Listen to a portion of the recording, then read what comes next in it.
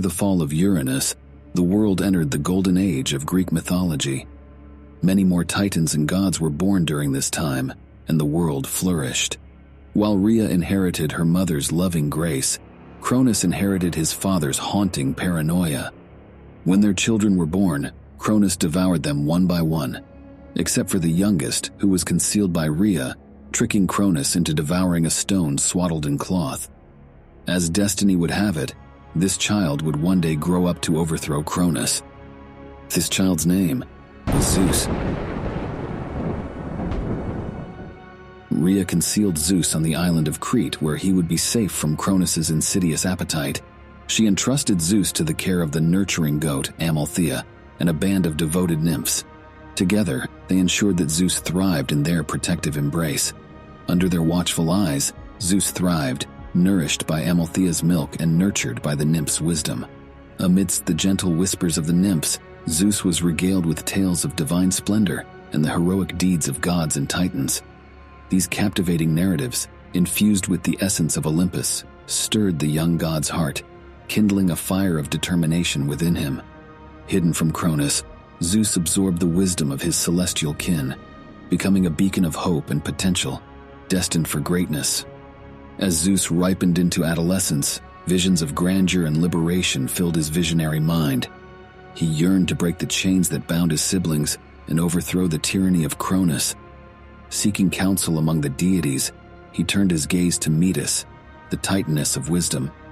Metis was the daughter of the titans Oceanus and Tethys. She was considered one of the wisest beings in all of creation. She unveiled a hidden truth to Zeus: Cronus was not invincible.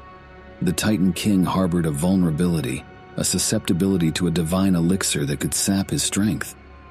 Inspired by this revelation and recognizing the potential of this audacious plot, Metis, fueled by a shared desire for justice, offered her wholehearted support. Together, they conspired to bring about the downfall of Cronus and pave the way for the rise of the Olympians.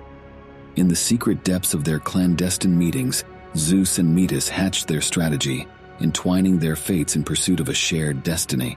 Metis's visionary insight proved instrumental in orchestrating the details of the plan, while Zeus, inspired by her wisdom, honed his resolve to execute their daring scheme.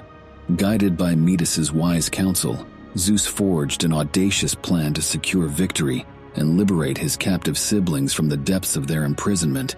Armed with the elixir, he set forth to fulfill his destiny and challenge the dominion of Cronus, a force that had long gripped the cosmos in its oppressive clutches.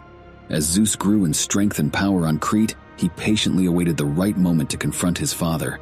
When the time came, Zeus returned to Mount Olympus, where Cronus ruled as the king of the Titans. There, he skillfully disguised himself as a cupbearer and presented Cronus with the elixir to quench his thirst. Unaware of Zeus's true identity, Cronus accepted the drink. Little did he know that the potion was a powerful emetic, causing him to regurgitate the contents of his stomach. With the effects of the potion taking hold, Cronus was forced to vomit up his swallowed offspring. As the divine siblings emerged from Cronus's belly, they were grateful to Zeus for his ingenuity and bravery. Zeus's quest for freedom and justice led him to gather his siblings, the first 6 Olympians. First came Hestia, the goddess of the hearth. She was gentle and radiant, the embodiment of warmth and hospitality. She graced every home and hearth, filling it with the comforting embrace of family and love. She represented the sacred flame that burned in every household. Amidst the divine siblings, Hestia held the honor of being the eldest, revered for her nurturing presence that brought harmony to her fellow gods. She radiated a serene aura, fostering a sense of security and belonging. Though she did not actively engage in combat, her presence provided comfort and stability to the Olympians, serving as a beacon of warmth and unity. Next was Demeter, the goddess of agriculture. She nurtured life and walked the earth with grace and majesty. She held the power to sway the seasons and nurture bountiful harvests, bestowing prosperity upon the mortal realm. The earth blossomed under her care, and mortals revered her as the giver of life. Her presence exuded fertility and abundance, and her touch brought forth bountiful harvests. She nourished the Olympians and their forces, ensuring their strength and vitality. Her ability to manipulate the seasons and grow bountiful crops was a valuable asset. Hera, the queen of gods and goddess of marriage, radiated an air of authority and wisdom. As the goddess of marriage, she presided over sacred unions, offering her knowledge and protection to all who sought her counsel. Her presence exuded a regal aura, and even her fellow Olympians respected her as a formidable force. Her regal grace and wisdom made her a pillar of authority and guidance. She provided strategic counsel to Zeus and supported him during his conquests. Her divine authority and wisdom were instrumental in the Olympian success. Following them was Hades, the god of the underworld. Hades was a shadowy figure, veiled in mystery. The realm of the dead lay under his sovereign rule, and while some may have feared him, his impartial judgment ensured souls found their rightful place in the afterlife. Hades, though seldom seen among the living, commanded respect and awe, presiding over matters of life and death. With his immense strength and strategic prowess, Hades' role was crucial. His dominion over the realm of the dead granted him access to mighty forces that could tip the scales of battle. Poseidon, the god of the seas, commanded the vast ocean's might. His dominion over the seas inspired both fear and reverence as he unleashed powerful storms and calmed turbulent waters. With an adventurous spirit, he roamed the depths of the sea, mysterious and captivating in equal measure.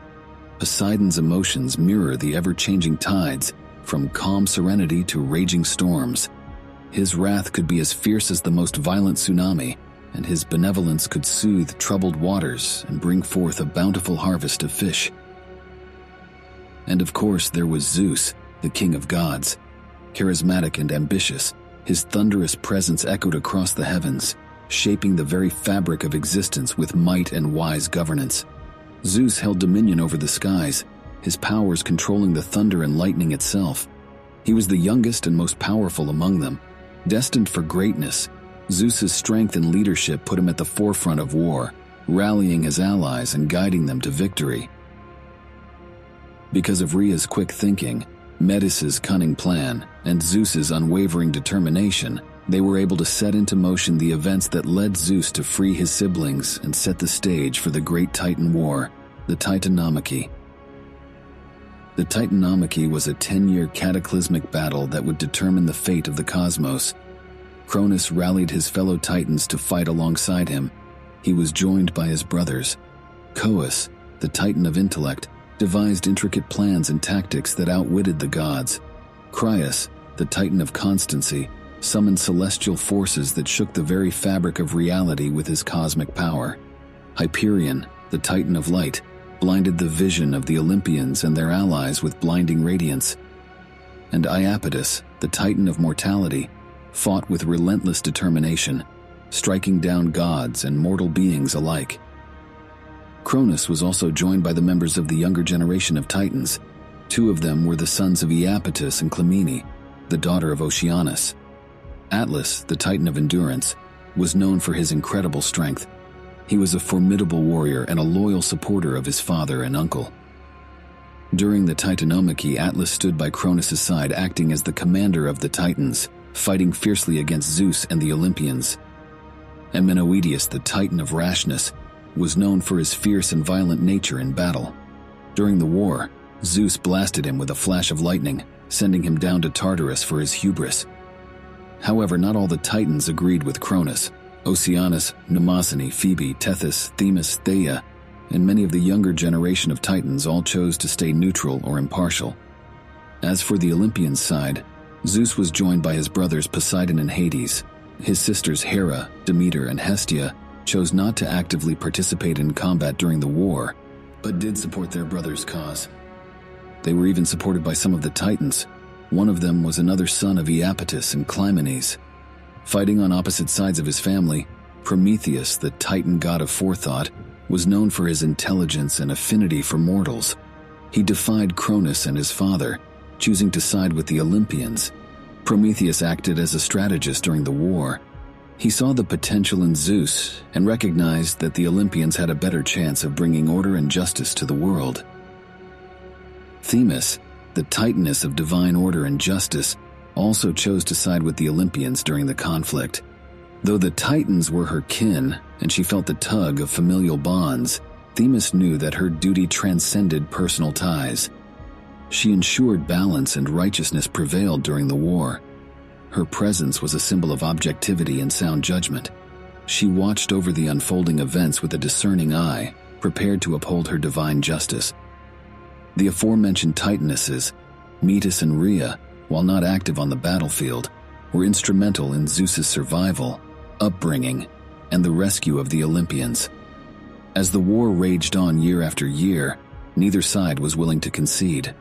The Titans fought fiercely, unwilling to relinquish their dominion over the cosmos. Cronus, the once mighty king of the Titans, led the charge, his formidable strength and cunning strategies posing a formidable challenge to Zeus and his allies. It was then that Zeus received a pivotal revelation from Gaia, the primordial goddess of the earth. She urged him to free her children, the Cyclopes and Hecatoncheires, from their imprisonment in Tartarus. Upon releasing them, Zeus gained powerful allies.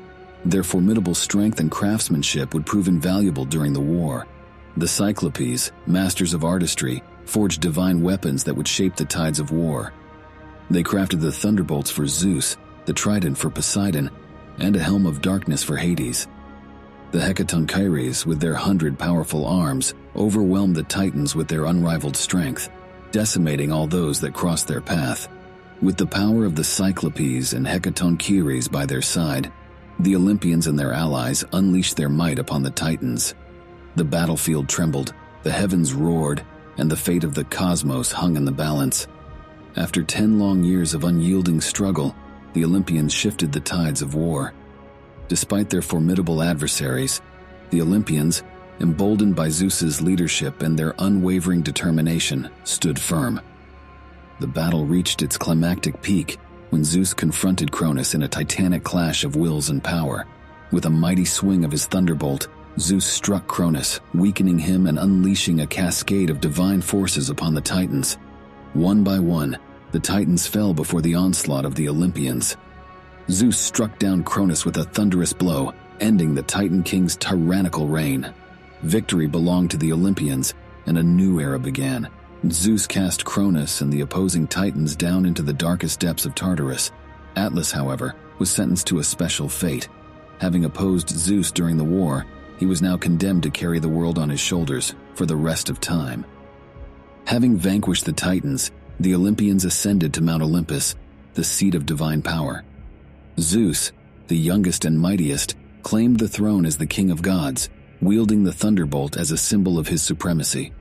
He took Hera as his queen, and together they brought harmony to the divine realm. Hestia tended to the eternal flame, and Demeter ensured the earth's fertility. Hades ruled over the realm of the dead, while Poseidon commanded the seas. Together, the Olympians formed a pantheon of gods, ushering in a new age of divine order and stability. Their stories would endure, captivating the hearts of mortals, a testament to the eternal struggle between chaos and the triumph of the divine over all obstacles. But the story does not end here. The Olympians would bring upon an era of expansion and growth, giving rise to countless gods, heroes, and mortals. Gods that would go on to join the Olympians on Mount Olympus.